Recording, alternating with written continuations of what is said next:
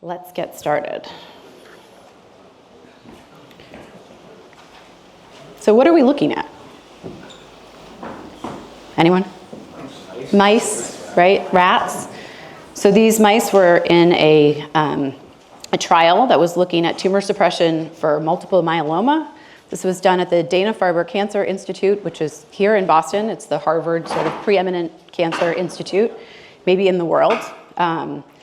And you can see here what's really interesting is that this top line is the control group, and the bottom line is the intervention group. So you can see as the cancer progresses, it lights up in the mice. But what's great, theoretically, is that day 16 of the intervention group, the mice look a lot like day 1, as though the tumors hadn't grown. So they published this in Blood, which is the high impact journal you would want to publish this kind of research. Great, right? Maybe not. Do these images look similar? Now, if you notice in the bottom corner, bottom left corner, there's a little bit of a fragment, and it's identical in both. Now, I don't know if you'd be able to get mice to position themselves perfectly, but that's the real tell in this. So just to be clear, this animation helps to show what was done. It's the same image. So they took the image from day 1 of the control group, and they copied and pasted it into day 16 of the intervention group and said, look, we have tumor suppression.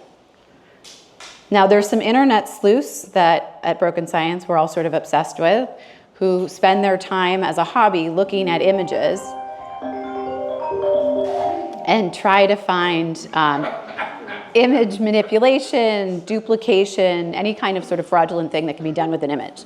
And they don't get paid to do this. They just are doing it because they're really good at looking at images and they're good at technology. So sometimes they're using AI. With something like this, you can see really clearly. You don't actually need AI. You can see it with the human eye. So this guy, Sholto David, who we've been in touch with, basically started looking at these images out of Dana-Farber, and he flagged 58 papers. So that's just one that he said had image manipulation. Now, I should actually just pause for a second. My slides are really detailed. You don't have to read them. I do it because so much of the information that I present in this is incredible to people and really hard for people to believe. And so I'll make my slides available to anybody so that you can go and you can fact check this on your own. So there's a lot of information on here, but it's not necessarily important to the gist of what we'll talk about. So Sholto David basically tries really hard to sound the alarm. He does all the things that you'd want to do. He contacts the authors, he contacts Dana-Farber, he contacts the medical journals, and he says, you guys, somebody needs to look at this. This doesn't look quite right. It looks like there was some manipulation done. He gets no response from anybody. So he takes matters into his own hands and he decides that he's going to publish a blog, or publish on this blog. For Better Science is a great blog. If people are interested in this kind of content, I suggest you go there. And now this does get some attention. Interestingly, it doesn't get attention from the mainstream media until the Harvard Crimson, which is the student newspaper, breaks the story. Now, I don't know if you remember, but Stanford's president was accused of scientific misconduct, and that was also the Stanford student newspaper that broke that and pushed that story out. So this happens, the Crimson publishes it, other news outlets start to pick it up, and Dana-Farber says, oh, well, we're doing a big investigation. We take this very seriously. So let's look at the investigation.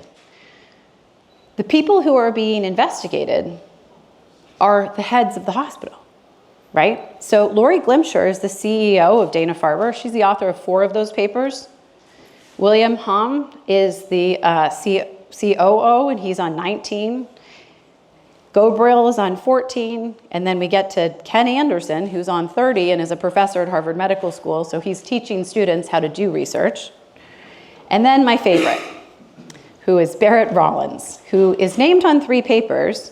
He's the advisor or assistant to the president, but he's also their research integrity officer. So we have the research integrity officer as the author of 3 of these flagged papers. So I include this because obviously there's a lot of authors on these papers. But it's important to sort of see the distribution of them as the people who are in the most powerful positions, oftentimes because if it's your lab, you're named on a paper.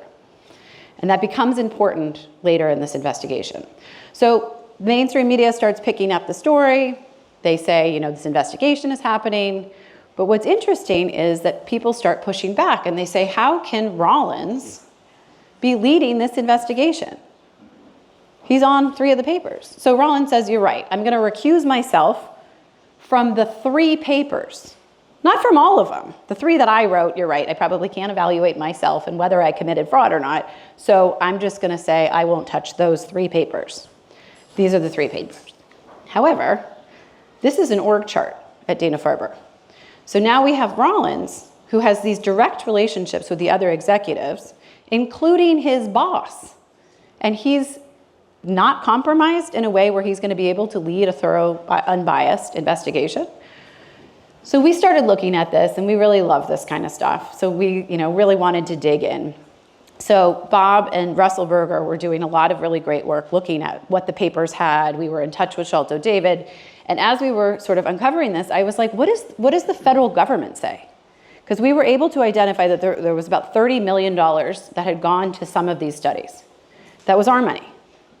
So why isn't the government saying, you guys committed fraud, like we want our money back, or we want a real investigation done? Well, and sure enough, the research policy out of the federal government is really clear. You can't have any, even illusion of connection to the people that you're investigating. Clearly, we also found this great clip of Lori Glimcher and Barrett Rollins, where she's basically saying, he's my bestie.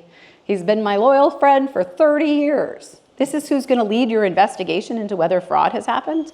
So there's a little bit of this that also is just in sort of intellectual honesty. Science is medicine especially is at this sort of critical point where nobody has complete confidence. There's not a lot of credibility right now in the medical field.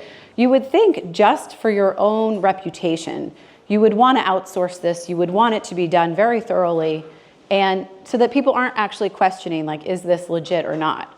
They're not. And in fact, Rollins did this interesting sort of sleight of hand with the media, where he started couching everything with intent. So he started saying to the media, I know you guys are making this big deal about this, but we don't know if there was any intent. Maybe somebody in the lab made a mistake. You can't crucify people for these kinds of things. Now that's important in a criminal investigation. That's not important here. In fact, the federal government is really clear. We don't care if there's intent. If it's reckless, meaning you're running a lab and you don't know what's going on, or you're an author on a paper and you don't know what your co-authors are doing, that's reckless, and that counts too. But nobody in the mainstream media bothered to go and look up the policy, so they all get in their heads well, maybe this was an accident, and the story goes away.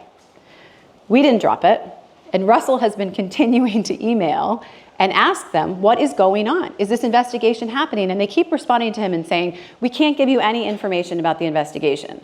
So in his most recent correspondence, well, actually this may not be the most recent because knowing Russell, he's still working on it, but this was in April. And he basically emails them and he's just like, are you doing the investigation? Can you tell me who's heading the investigation? Their response is, no, sorry, we can't tell you anything. We can't even tell you if we're still doing it. Sholto David has continued his work. He's now identified even more of these papers. So the question becomes, is this an outlier? Because this is crazy, right? How can this be happening at a Harvard cancer preeminent teaching hospital? And I hate to say it's not. So a couple years ago, Science Magazine had this incredible story investigation where they were looking at amyloid beta, which is really foundational work done in Alzheimer's. And they brought in their own image experts. This was, again, based on these image sleuths brought this up. This is a great story. We have it on brokenscience.org. I highly recommend. It's like anybody who likes true crime will love reading this story. And it's the same thing. They were manipulating images.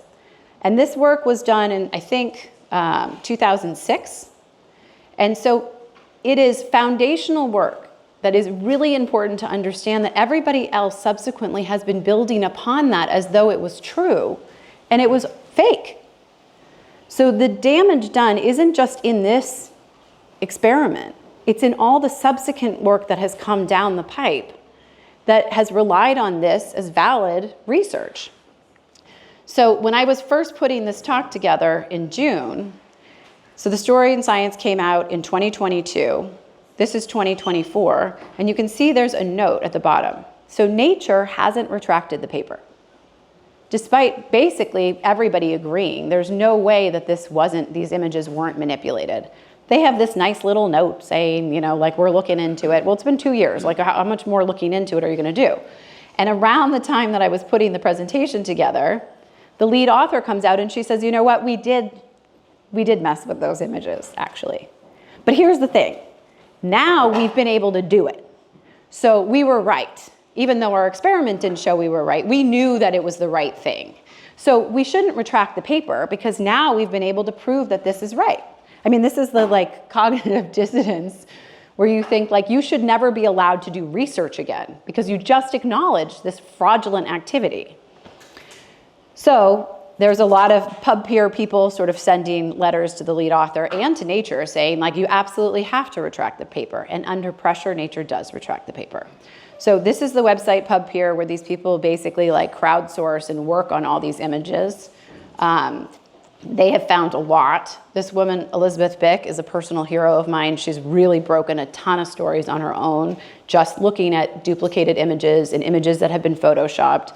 And it's interesting because some of these earlier works from 2 decades ago, people didn't know we were going to develop AI that could go through and really mathematically match images really fast. So there's a lot of people getting busted who thought they were free and clear and never had any idea that we'd be able to develop computer technology that would allow for this kind of look back fact check. So this is one that Greg and I both really love and talk a lot about because Amgen, Begley and Ellis did this thing where they were looking at foundational work in hematology and cancer. And they tried to replicate 53 studies that are hallmark studies, and they could only replicate 11. And it's important to say they went to great lengths to recreate the labs, to recruit the original scientists and authors on the papers to come back and help them so that they could narrow down on any variable that maybe they weren't accounting for after they had had trouble replicating themselves. Now, what they did in order to get the buy-in from those scientists was said, we're going to keep you protected. We'll anonymize you. We will never tell anybody what papers we looked at. So we know that only 11 of those studies were able to be replicated, and the remaining ones remain out there. Not one of those scientists on their own ethically said, whoa, you guys have proven that my study can't be replicated. We should probably retract that piece. I didn't realize that. Not one. So those papers still stand in cancer and hematology as though they're sound research that others are basing their research on, and we know they can't be replicated. Yet another high-profile scandal coming out of Dana-Farber, with 6 new papers expected to be retracted. Has resigned. The man who faked an element. An investigation reveals that over 17,000 Chinese papers have been Stanford's retracted. president has stepped down in wake of his scientific fraud investigation. Falsified COVID-19 data uncovered. When predictive values are replaced with consensus as determinant of a model's validity, science becomes nonsense. So that was just a quick animation of all kinds of other headlines like this. This is not uncommon. Unfortunately, it's way too common. So we're going to talk a little bit about peer review because that's supposed to be one of the gatekeepers, right? That's supposed to be one of the areas where somebody submits some research and it's supposed to be stopped if it's not legit, if it hasn't been done, if the images have been duplicated, you would hope. So as a former journalist, one of the things that I've learned about peer review is that there's a lot of confusion about journalism and the standards we have in good journalism and peer review. Now, in journalism, if I write a story and I submit it to the New York Times, they pay me, right? If I pay them, it's called advertisement. In peer review, very often, you have to pay to have your manuscript run. So there's already an inherent bias in that economics cycle. There are no fact checkers. So when I was doing big investigative work, a lot of times it would take months for fact checkers to go through everything, call my sources, make sure they said that, rerun any figures I had. There's none of that.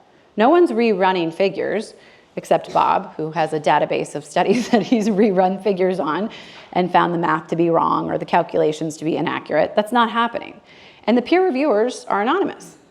So imagine having a magazine or a newspaper where you didn't know who any of the editors were, like no masthead. There'd be no accountability. So this is so far from being something that looks like, a credible source of information. And then we come to the almighty p-value. So the p-value is a statistical metric by which you're supposed to be looking at the comparison of the null hypothesis to the intervention group and looking for some difference. And this is how people say this result was significant. And very often, more often than not, it's a requirement of any study that you're going to publish. Now, p-values don't tell you anything about whether you can validate these results, whether they can be replicated. It's not even telling you anything about testing your hypothesis. It is simply telling you something about the data that's been put in and the relationship to that new group. You're not testing the null hypothesis. There's an assumption the null hypothesis is true, but maybe it's not. It's incredibly flawed as a sort of metric or a test to decide whether this is good research or solid results. So this is interesting because this is really looking at over time how these problems have gotten worse in certain fields. And it's probably pervasive. You add to that this whole idea of, sort of paper mills, which are basically foreign countries are producing tons and tons of research that may or may not have ever been done. And it's getting published in high impact journals and it's getting cited and used for things. And we have no idea whether the results were accurate or not. But you don't have to take my word for it. So medical journals are an extension of the marketing arm of pharmaceutical companies. That was Richard Smith, who was the editor of the British Medical Journal. Most published research findings are false or exaggerated, and an estimated 85% of research resources are wasted. That's John Ioannidis, the Journal of American Medical Association. It is simply no longer possible to believe much of the clinical research that is published or to rely on the judgment of trusted physicians or authoritative medical guidelines. I take no pleasure in this conclusion, which I reached slowly and reluctantly over my 2 decades as editor of the New England Journal of Medicine. That's Marcia Engel. The case against science is straightforward. Much of the scientific literature, perhaps half, may simply be untrue. Afflicted by studies with small sample sizes, tiny effects, invalid exploratory analysis, and flagrant conflicts of interest, together with an obsession for pursuing fashionable trends of dubious importance, science has taken a turn towards the dark side. Richard Horton, editor-in-chief of The Lancet. So those are the most important top medical journals in the world. Their editors are saying, can somebody pay attention to this? This is not working, and nobody is. Nobody's reforming this. Nobody's doing anything to sound the alarm. I mean, if these guys can't, right, what are we going to do? It's terrifying. So you have to ask, how did we get here? And if you look at the amount of money the pharmaceutical industry is pumping into Congress, you start to get an answer. It's more than any other industry. And you can see over time, it's increasing more and more. The revolving door becomes a really big problem. It's really sort of the sheer amount of money. So when people say that they're going to go and lobby Congress and they think they're going to get a big result, my advice would be you better bring your checkbook, because that seems to be the only thing that actually really moves the needle in DC on any of these issues. And what's interesting, this is sort of more of the same. So this is just like sort of to give you a breakdown of who the big spenders are within pharma. But as a media person, what I've realized is that pharma's doing the same playbook that they've done so successfully with the government, with the media. So pharma is by far the biggest advertiser. So when people talk about how like there's no bias or there's no this or there's no way that's possible anymore. It's been so consolidated into advertising budgets that the American Medical Association and other people will have sounded the alarm that we're one of the, I think, only 2 countries in the world where pharmaceutical companies are allowed to advertise directly to consumers through media. I don't actually think that's the problem. I don't think we're all watching TV and hearing about some drug with 1,000 side effects and going to our doctor and asking to be prescribed it. I think it's the influence through the ad budgets, and I think it's working. So before Broken Science, I spent a lot of time looking at women's health, which is basically a dumpster fire of science. If you want to look at a branch of medicine that is just absolutely horrible in terms of validation and being able to replicate results, you will have a field day in women's health. Women have different hearts, we have different lungs, we have different brains. Our bodies, all of us, are managed through our endocrine system, and obviously female hormones are different than male hormones. Yet, women are not represented pretty much at all in clinical trials, and there's a reason for that. But if you look at things like 2/3 of Alzheimer's patients are female, yet 90% of subjects in trials for Alzheimer's drugs or treatments are male. And you see this across the board. And so I think one of the things that's important to mention is it was only a couple decades ago that we started using female cadavers in medical school. That's how sort of archaic and Stone Age this is in terms of understanding the health of a female body. And it's because of our hormones, right? So people have said forever, women are harder to study, and so it's better to just study men and assume that they're the same. And one of the things I like to say is, like, when we take our dog to the vet, they give you medication based on the weight of the dog, right? But you have a 100-pound woman who's got a totally different system, and she's being prescribed the same dosage as her husband who's, 200 pounds. That's how simple these things should be looked at, and they're not. So there was this tragic thing that happened with this medication, which I always have a hard time saying, thalidomide. And it was a drug that was prescribed to pregnant women for morning sickness, and it caused these horrible birth defects. So that led to Congress basically banning, for all intensive purposes, women in any clinical trials who were of childbearing age. What's childbearing age? Like 13 to 60? The majority of our lives. So anybody who was in that pool could not be studied in a clinical trial, and that went from 1977 to 1993. So we have decades where women have not been studied. I like this chart because it shows you the prevalence of the disease and then the amount of women versus men that are studied. So when we talk about broken science or how medicine is broken, this is a really great sort of classic example of things where you can just look, not knowing anything, just using sort of plausible reasoning, thinking a little bit about differences we all know, and saying, are we applying that knowledge to this or not? No, we're not. We're just ignoring it. So these are all different health conditions that women present symptoms for very differently, in different numbers, and are treated the same. So we get to broken science, right? That's why we're all here. And I feel really strongly that we need to just wake up. We need to accept that there is this pervasive scientific misconduct, that the incentives are all wrong, and that a lot of the research is lacking in any rigor, if the research was done at all. But it's also really interesting to note that a lot of these things that we're talking about are in the realm of chronic disease. And that's interesting because we have lifestyle choices that we can make that will prevent and reverse chronic disease. So we don't necessarily need to be so beholden on the academic scientific community, which has gotten this so wrong, because we can all have N=1 clinical significance by changing what we eat and how we move. So this map may look familiar to some people in the room. We need to have a community approach. And Greg knows that better than anybody on earth, I would say. So this is a map of CrossFit affiliates around the world when he was running CrossFit. These are all little homes where people were addressing chronic disease, preventing it, and reversing it.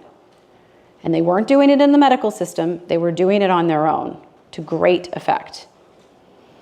And Greg recognized that he had about 20,000 doctors that were working out in CrossFit boxes, and they knew that they had this cure.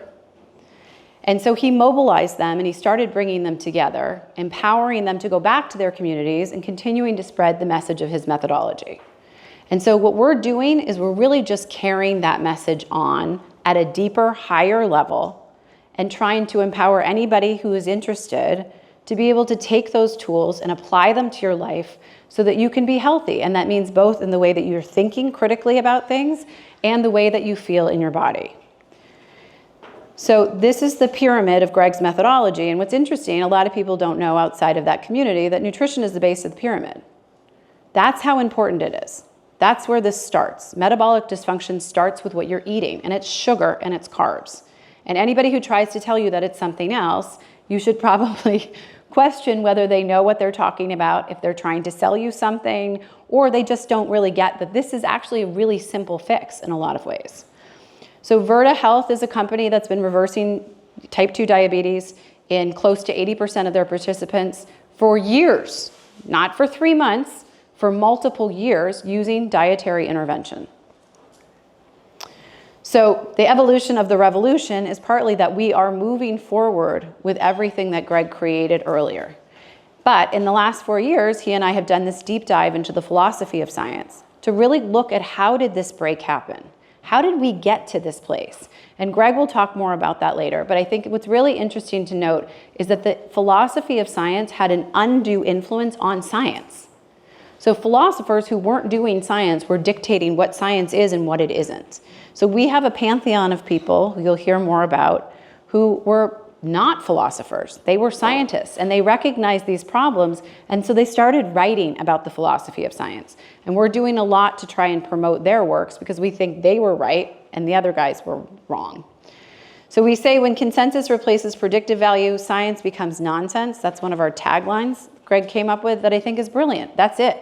We are living in this consensus environment that has no predictive value. It doesn't matter. We're all just voting and saying like, oh, this should be, let's publish that in the peer review publication and let's start treating people because of this consensus-based approach.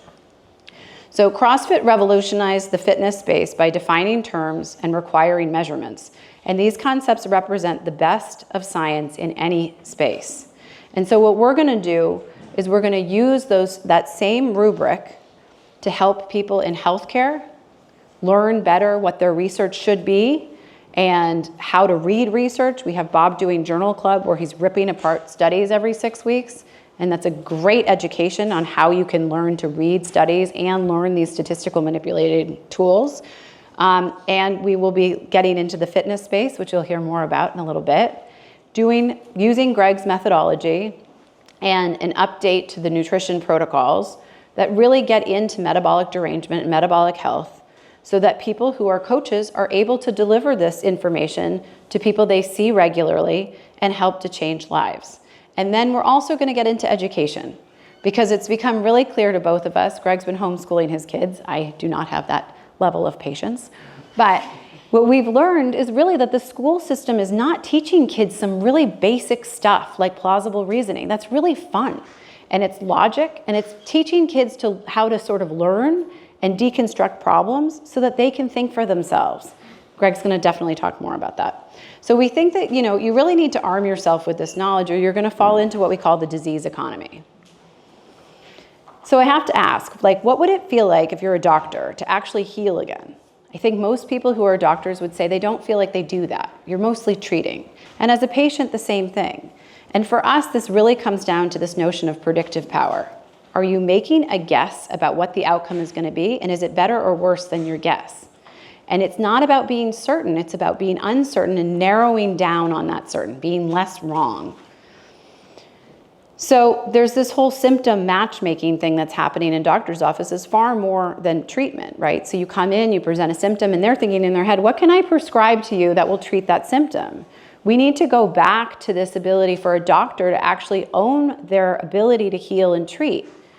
And I think part of this is a problem where we've conflated the idea of public health, which is really a political apparatus that's used to sort of study populations of people, and medicine, where your job is to treat the individual in front of you. Those are very different. So I thought this is kind of funny. This is how regulators thought of ivermectin. This is how scientists thought of ivermectin. This is how doctors thought of ivermectin. Pretty significant.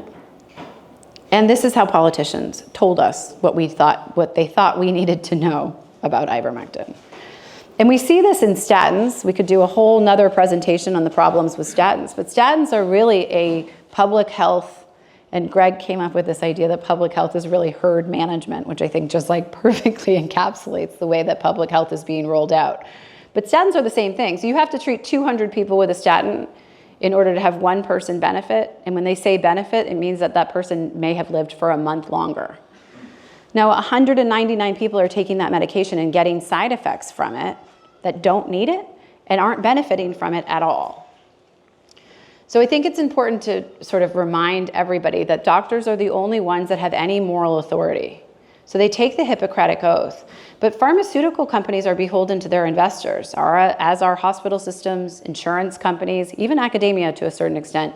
They're not beholden to patients, none of them. So if you have a legal fiduciary responsibility to turn a profit, there is an incentive not to heal. There is an incentive to keep people sick because you get to give them more medication, you get to sell that medication, you get to make more money. So this is what I mean by saying the incentive structures are all wrong. And it used to be that doctors had the power so that they could say to the hospital administrator, like, no, I'm not doing that. Or we tried this and it doesn't work. Or 12 minutes a year with my patients is simply not enough. But that's been taken from them. And I think that's a huge part of this problem. So Mia and Ethan put this gorgeous animation together, which is the Hippocratic Oath. And I want everybody to listen to it because I think if you hear what's in it, you'll realize, wow, if doctors actually did this, we wouldn't have all of these problems. By all that I hold highest, I promise my patients competence, integrity, candor, personal commitment to their best interest, compassion, and absolute discretion and confidentiality within the law.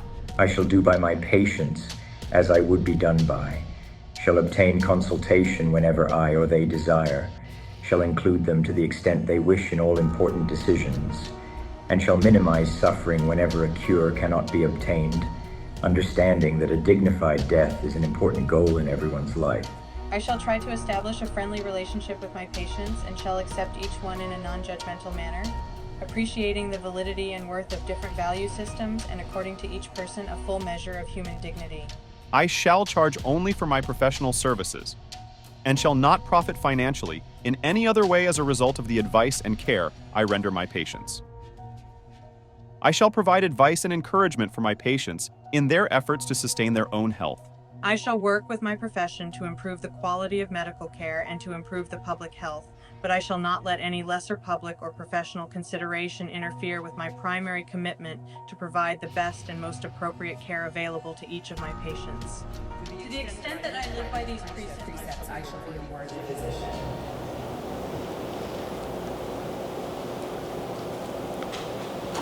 So when you look at the current state of medicine, it's pretty dismal. Doctors are not happy. The suicide rates are higher than they've ever been. Work job satisfaction is incredibly low. And I think it's because of all of these things. I don't think people go to medical school and want to treat and heal people the way that we're doing it right now. And I think another part of this is, economically incentivized with this notion of treating all these different symptoms rather than treating the root cause or having enough time to sit with the patient and be able to actually explain how they could modify their lifestyle in ways that might feel hard, but that will save them down the road. So there's this new phenomenon that's called polypharmacy, which is essentially that, things like 57% of women over 65 are taking 5 medications or more. And most of that is because of symptoms that are being, somebody's prescribing some first line thing, and then that leads to other problems, which are known side effects, and then those are treated. But these don't come without huge problems. So it's interesting to me because there's an irony where people are basically saying, like, we have to rely on all this research we're questioning. But there is no research about what happens in your body when you take 5 individual medications. Nobody has studied what happens in the connection between those drugs in your system. So it's literally like the Wild West prescribing all of these things that are a toxic cocktail inside of people's bodies. It causes to all kinds of drug aversions. It also causes things like falls. People over 65 are more likely to fall the more medications they're on. And oftentimes that fall leads to a shortened lifespan because the fall becomes so detrimental to them.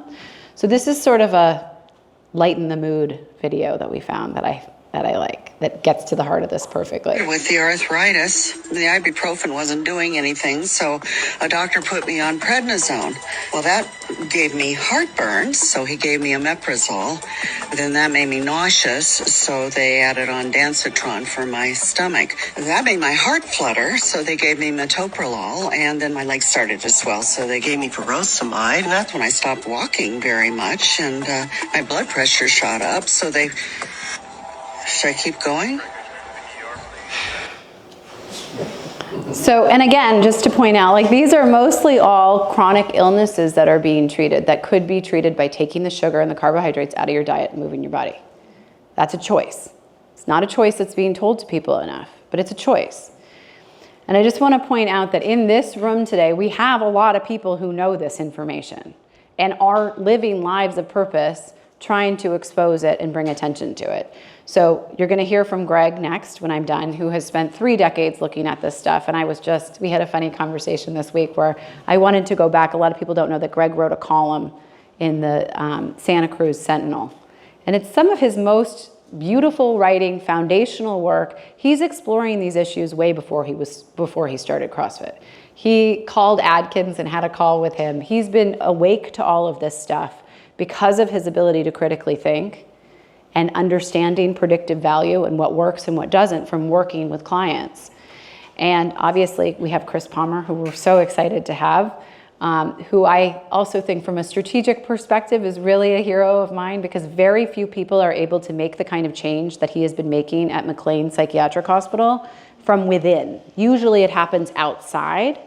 And Chris has really done a deep dive into the sort of brain energy model and mitochondrial health, which is also a great segue into our friend Tom Seyfried, who has really looked at cancer as a metabolic disease, updated Otto Warburg's theory, and is doing incredible work looking at the importance of mitochondria. So I think we're all going to be hearing a lot more about mitochondria, not just today, but hopefully in the future, because it does seem to be the sort of, it's not just the power center of the cell, it's the power center of your health.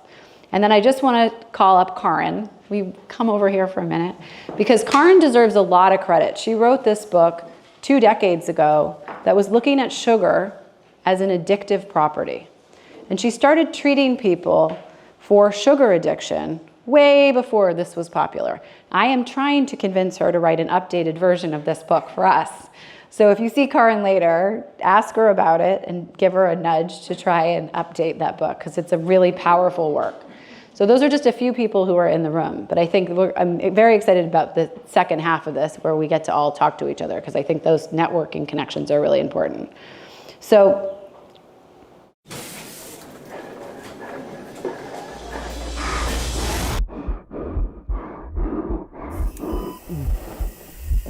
all right, what do we got? Just came in, heart attack. 5'9", 300 pounds, 32 years old. How the hell does that happen?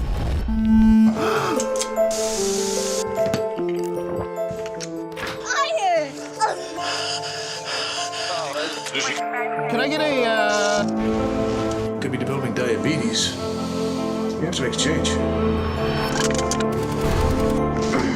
Oh, yeah. You're graduating! Watch TV. You won't even have to leave. You can't do this. Yes, can I get a... Yeah, no, deep dish. You have to make a change.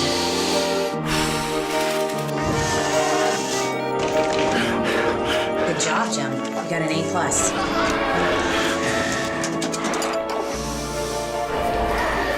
Here are your fries, sweetie.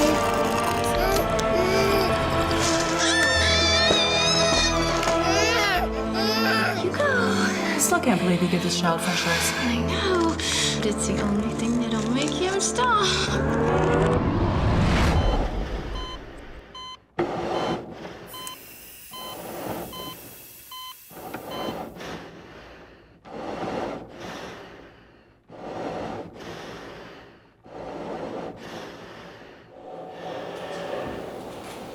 So that's an ad for a hospital, and it was so powerful that I thought, well, we shouldn't cut the end, because we should probably all be sending our kids to that hospital. But that always makes me really emotional, because you think a little bit about these small choices that we're making for our kids, for each other, for ourselves, and cumulatively that really adds up, right, in a way that becomes detrimental.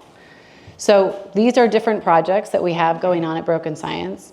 The David Stove book is coming out in October. We have redesigned that book, and it is a really powerful philosophical work that I hope more people will decide to buy and read.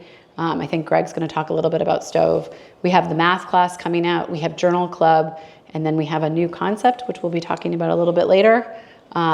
We have a lot of stuff to try and help engage people. This stuff is all accessible to anybody, and it's all a matter of how much you want to learn and how much you want to participate.